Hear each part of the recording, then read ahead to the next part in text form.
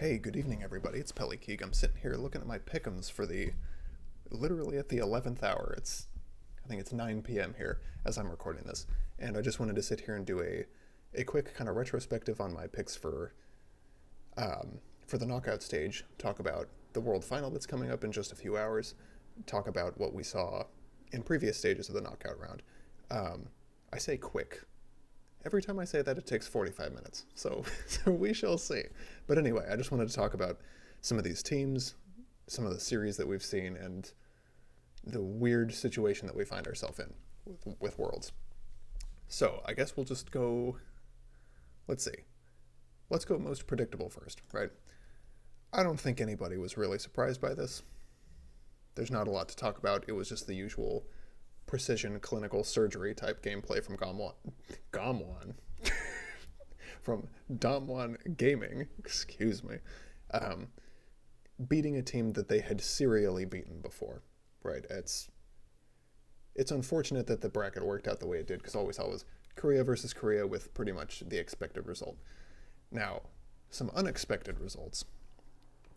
Oops, excuse me. Sorry, I'm messing up my cursor here. Some unexpected results. This I did not expect at all, right? I mean, you can tell, right? I picked Gen G to win, and it was a 3-0 for G2. I don't really know what to say about that. I don't necessarily think... It's not that G2 is not a good team, because G2 is a fantastic team, and Caps especially is just on fire this last year. Really, this last couple years, and this year especially. Yeah, Caps and Wunder are just on fire, basically. There's nothing else to say there. It really surprised me to see Gen G kind of crumble the way they did, because casting my mind back to LCK, they've basically been like the reactive, or not reactive, they've been the passive punish team, right? They're going to sit back and let the enemy team go for plays, and then when the enemy team fumbles the ball a little bit, Gen G would smack them. And just with a phenomenal talent of Ruler's caliber, Ruler in life in the bot lane, I really expected them to just do better. I hate to just flame like that, but it's the honest truth. I really just expected better stuff, especially because it's not like BDD's bad, right? I mean, I don't know that he's in the very top bracket with like Knight and Caps and those mid laners, but I mean I'd want BDD on my team in solo queue. Like, hell yeah, sign me up. So yeah, I was not necessarily the G2 one, but I thought they would at least, thought it would be closer. So that was a bit of a surprise and a bit of a disappointment, to be really honest about it. Suning JDG. This was an upset. Now, it might surprise you to hear me say that because I picked Suning to win. But if you watch the previous video of my pick'ems, I'm betting against myself here. I'm saying, hey, I slept on my boy Huanfeng, I gotta pick Suning. Right? The logic in my brain said JDG was gonna win. Not effortlessly, but it wasn't gonna be... I thought these two teams were close. I thought JDG's consistent level was pretty close to Suning's, like, maybe not their ceiling, but like their 80%, right? They show up pretty well, but not full Suning, right? And I'll touch on that more later. JDG in the latter half of this tournament just started looking really whack. Like, they started drafting weird stuff. We saw weird mistakes and weird miscommunications from people. And, I don't know, JDG that came into this tournament and JDG that lost to Suning, I feel like if you watch all of their games and then watch JDG play, I feel like you'd be fooled. Like, you'd think it was different players. Right. And, so that was an upset. I mean, I'm glad I got the points for it, obviously. And I'm glad for my boy Huanfeng. But, again, in terms of predictions, actually what I would have bet money on, I would have put money on JDG. So I don't know what the hell's going on in that series. Um, and then let's talk about what I think.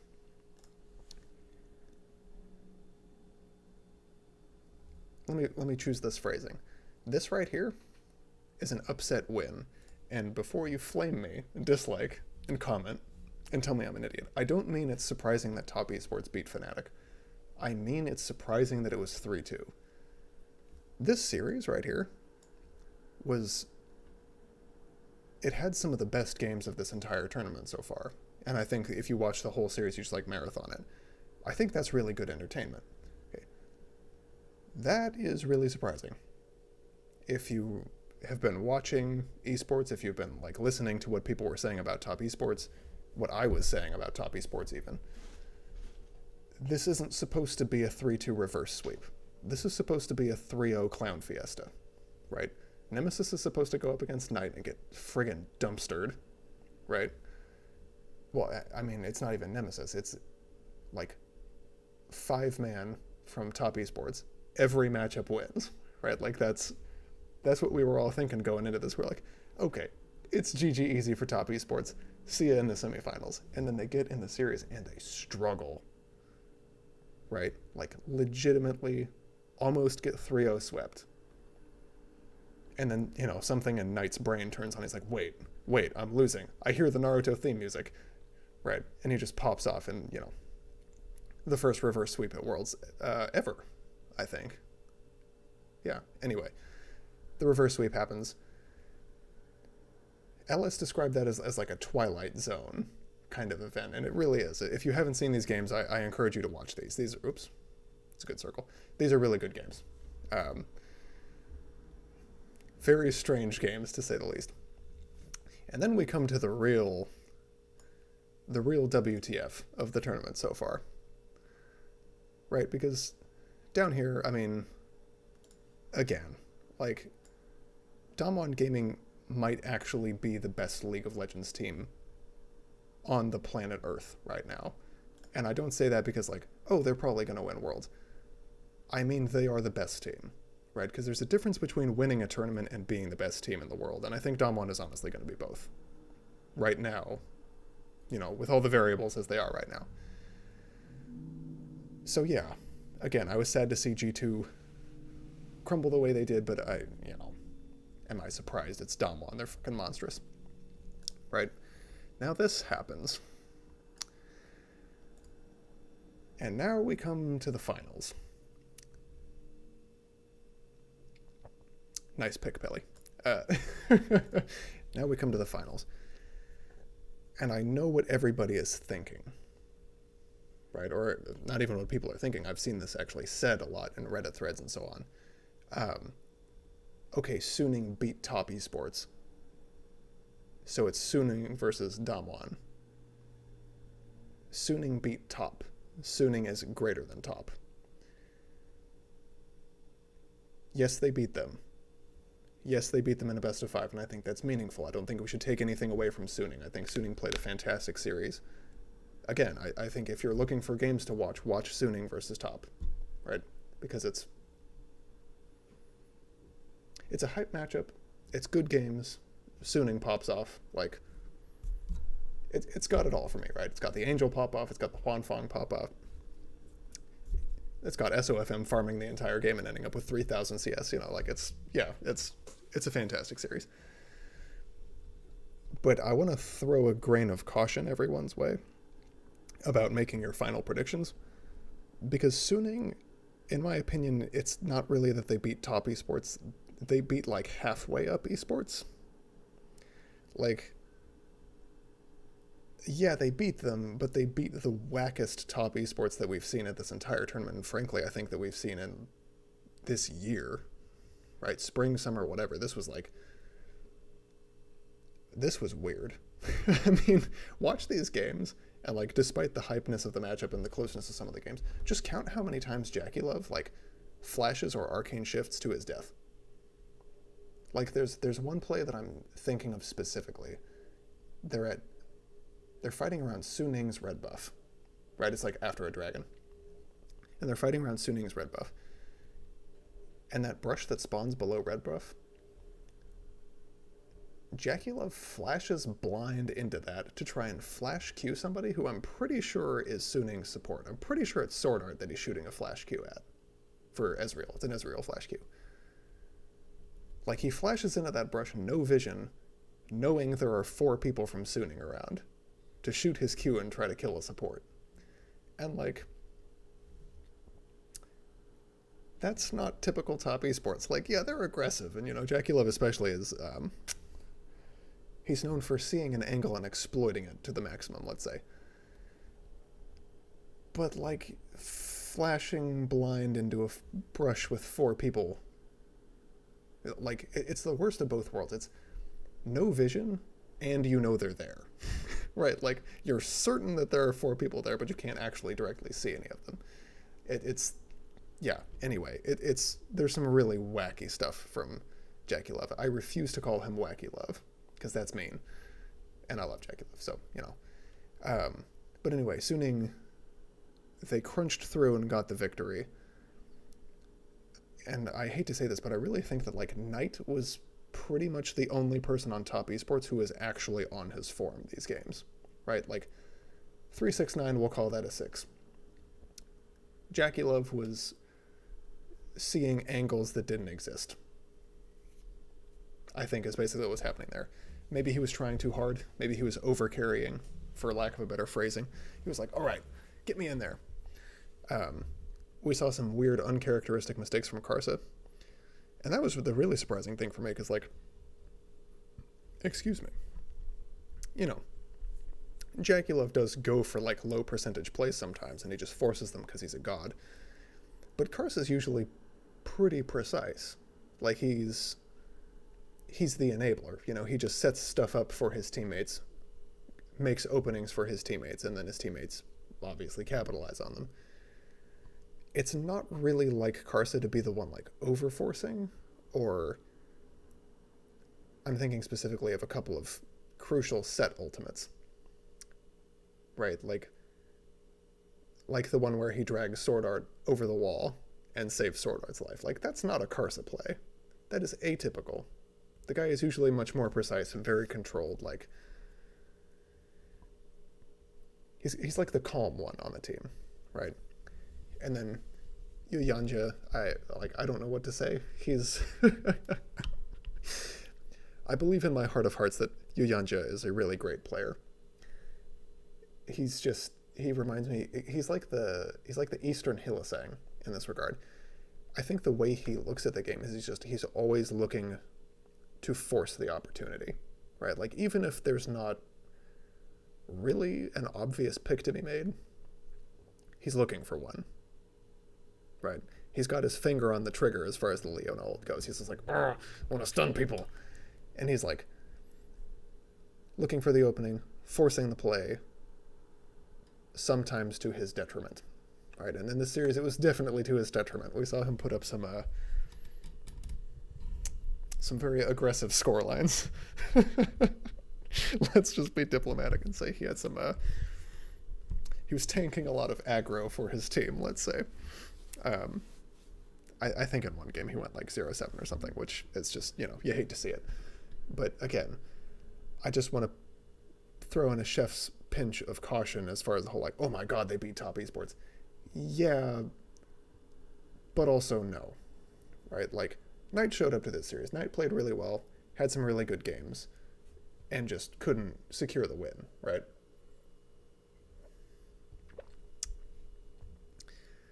I don't know what was going on with top. I honestly can only speculate.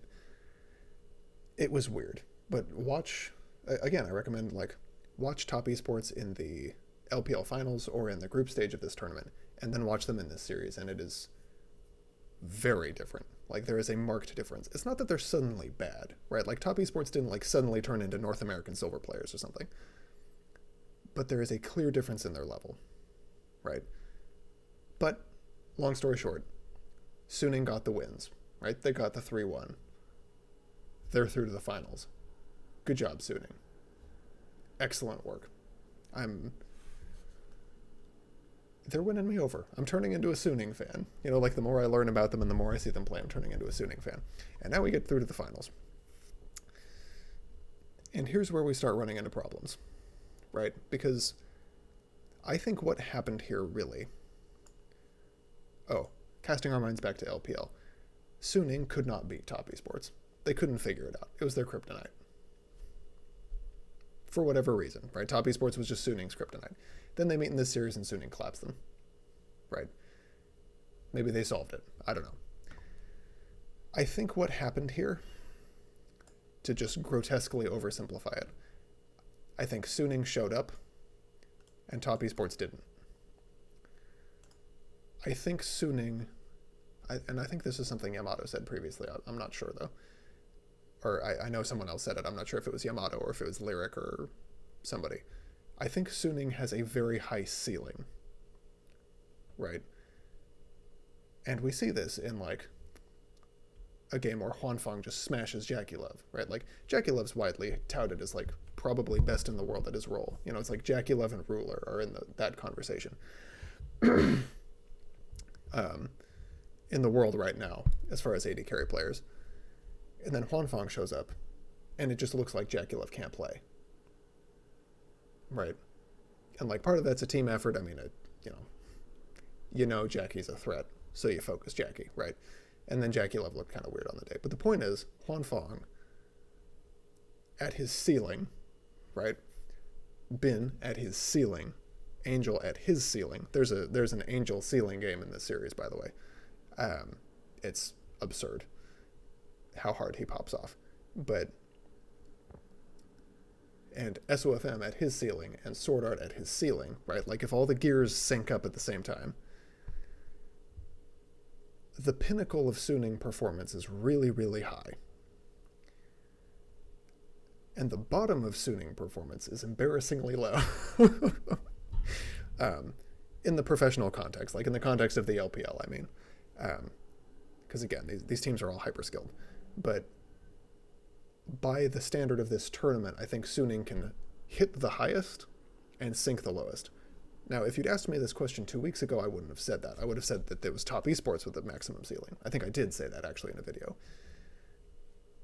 Suning is convincing me, basically. The more I see them play, and in these best of fives especially, just seeing the heights they can hit, I'm like, geez, okay, right? You guys don't have to convince me anymore. I surrender, right? But here's the thing about that, about the variance that is Sword Art, you know, the variability in his play. Because Sword Art is another one of these players like Yu Yanjia and like Hilasang over in Europe. Hilasang, I'm not sure how it's said. Yeah, some games it looks like the enemy team can't play, right? Because they're just all over him.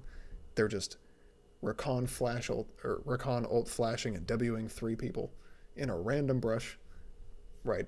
The map is just pitch dark for the enemy team. They're standing in a weird pocket of vision someplace and they're like diving tier 2 turrets at 7 minutes or, you know, whatever, right? Just absurd gameplay. And other times their team has an inter, right? Other times it's just a 4v5. By the professional standard, don't flame. So, yeah. We've got the Russian roulette team in Suning. You see some really high highs and some really low lows. There's a team in this tournament that does not have this problem, right? Damwon, I've described them in previous videos as basically the chess club of League of Legends, right? It's pretty well established at this point what Damwon does, right? Like, basically they play around Canyon, like the Showmaker Canyon 2v2 show, right? They play around those two. They play around early Herald, set up a Herald for a dive top, right? Maybe they go for the dive, maybe they don't, but they drop the Herald top, get a gold lead, it's usually 2k, on and on and on, right? Get the plates. A lot of times they win lane 2, which is nice, but, you know, they don't need to because they've got the strategy. Now, everybody knows this strategy, right? It's solved, and you would think that this would be to Damwon's detriment. But the problem is that Damwon is just better, right? Like, you know what they're doing, and it doesn't matter because you can't do anything about it, right? Because they just individually are better players than their opposition, right? That's why I liken it to chess. It's like, yeah, they're telegraphing their strategy, right? You can see all their moves. But, like, what are you going to do? Right, like, if you contest the early herald, they're probably going to beat you because their team fighting is better, and their individual skill is probably better. And if you don't contest the herald, they're just doing their game plan, right? And they're going to take that gold lead, conserve it, maybe grow it, maybe not, but carry that gold lead through to the point where they have a team fight, and then they're better than you at team fighting. So it's like, I mean, I can contest this early herald and lose the game, or I can not and lose the game, right? I will take a sidebar out here and say, I think this meta that's evolved at this tournament both is because of Damwon and the way that they play, and very much favors Damwon and the way they play, right? The Showmaker Canyon show, right? You get one of those guys ahead, and they carry the game. Nuguri gets ahead, carries the game through a solo lane, right? Now,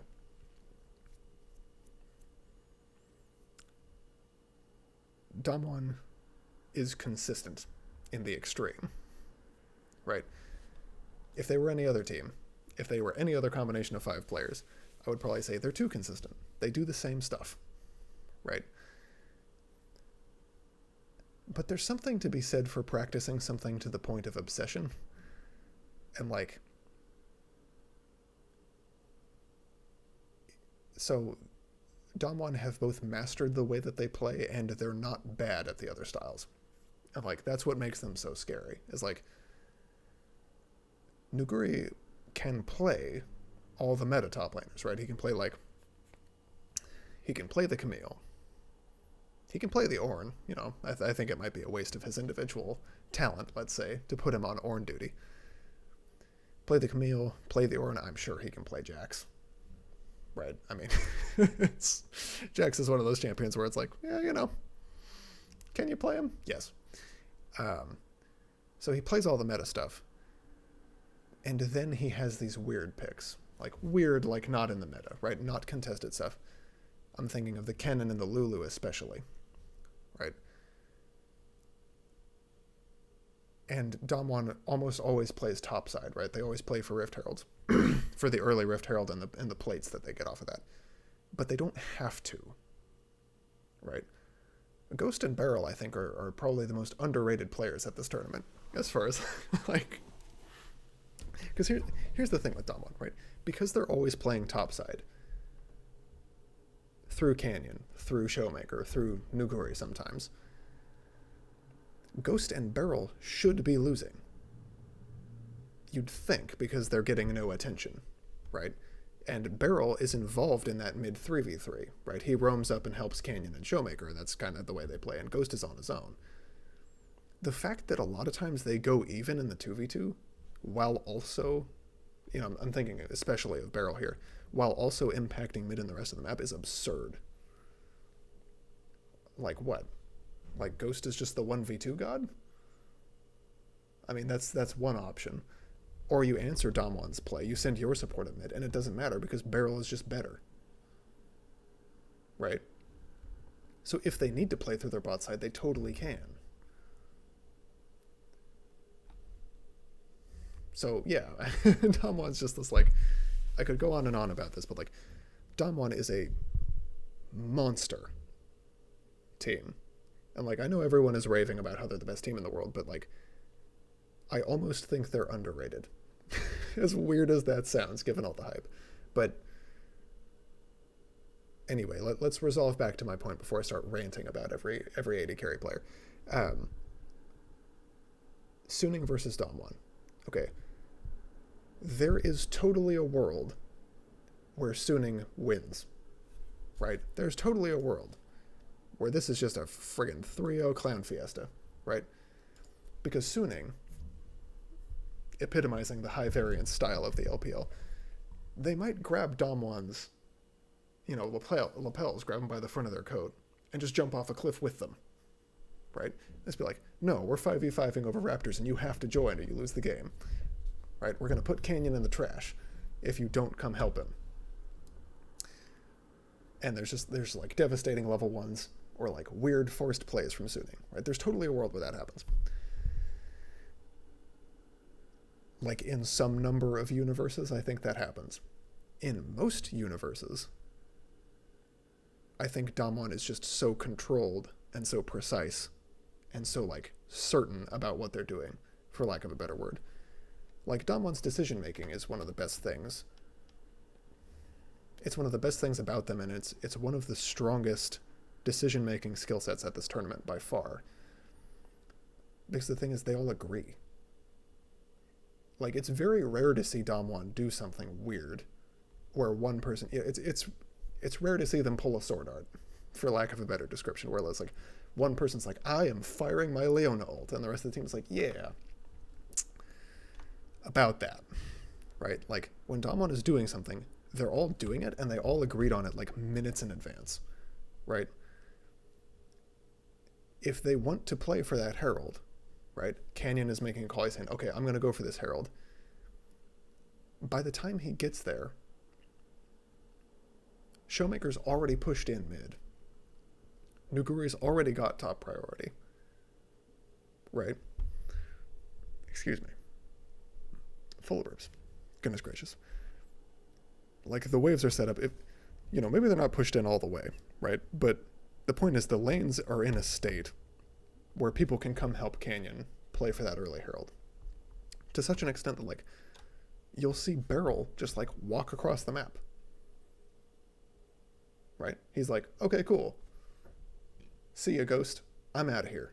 Just, like, roam up to fight at the Herald. And, like, other teams don't do that. Right? It's a subtle thing.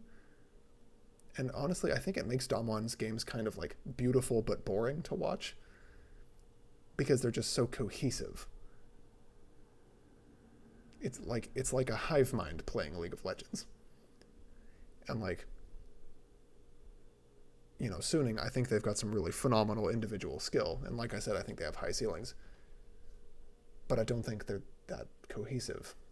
Right? I don't think they have the kind of precision control, you know, with each other, right? The synchrony that Damwon has, for lack of a better word, right? Like, Suning can be on all different tempos, right? We've seen, like, Sword Art forcing the engage while the three of them run away and one person is farming a camp, right? Like, it's happened. I keep picking on Sword Art. It's just because he's usually on the initiator. It's not about him as a player, right? Promise. I love Sword Art. It's just, you know, when things go wrong, it's usually Sword Art who gets the penalty. Anyway, I think there's also going to be an issue of champion pool for Suning. And what I mean is, so let's compare the top laners again, right? Nuguri versus Bin. Nuguri has shown us that he can pick weird stuff successfully, right? And I don't mean weird isn't bad, I just mean weird isn't stuff that people don't play, right? Lulu top, Kennen top, sorry, my hand's out of frame. Lulu top, Kennen top, etc. Right? He's innovative, he does interesting things. Haven't really seen that from Bin, right? Now, he plays a few champs exceptionally well, right? I'm specifically thinking of the Jax. Let me think here. Yeah, like Jax, Gangplank, some of the carry tops, right? We'll just summarize. Sorry, I'm like sleepy and distracted. The carry tops, I think Bin is a giga smurf on, right? He plays them and it looks like the enemy team can't play. Similarly, Angel has a champion where if he picks it, you just lose, right? I'm thinking of the Syndra primarily, right? We haven't seen him play it very much at this tournament. We haven't seen him have a lot of success on Syndra because everybody bans it. Because they're like, okay, screw this. Angel's not playing Syndra the whole time, right? Huanfeng, same kind of story, right? The guy's I don't want to say that he has a 100% win rate on Jhin, because he doesn't, right? But it's up there, man. It's rare that he drops games on Jhin. And when he does, it's kind of like not because he's Jhin, it's because Suning's running it down as a collective. But so they've got some like superstar picks is the point I'm making here. I know I'm keep like laundry listing, I'm sorry. But they've got some superstar picks where it's just like, oh, Bins on Jax, it's doomed, right? But you just ban them, right? Like if you're Damwon, if your team is precise from draft to end of game, if you're a team that's as strategic and controlled and have as clear of a plan as Damwon appear to have,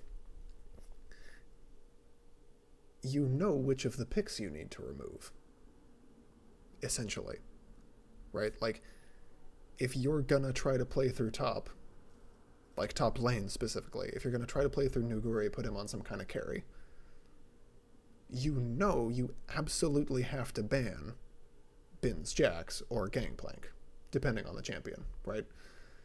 If it's a melee carry, you know, it's Camille or something, you probably just ban Gangplank. And it's not like there's nothing else Bin can play, right? Like, don't get me wrong, the guy's pool is not 2 champions. But in terms of the games where he is really strong and a huge threat, that's a small pool, right? Conversely, if you're going to play through mid, you're going to play through Showmaker. Syndra's permabanned. I mean, that kind of goes without saying. But you just target Angel's champion pool in the same way, right? Let's say you want to really shake the meta up. You want to play through bot side. Don't let Huanfeng on Jhin or Ezreal, right? And that sounds like a gross oversimplification, and I mean, it is. But that's kind of the problem. It's simple, right? There's simple, small things you can do to put Suning at not a monstrous disadvantage, but to significantly limit the heights that they can reach, right? Like,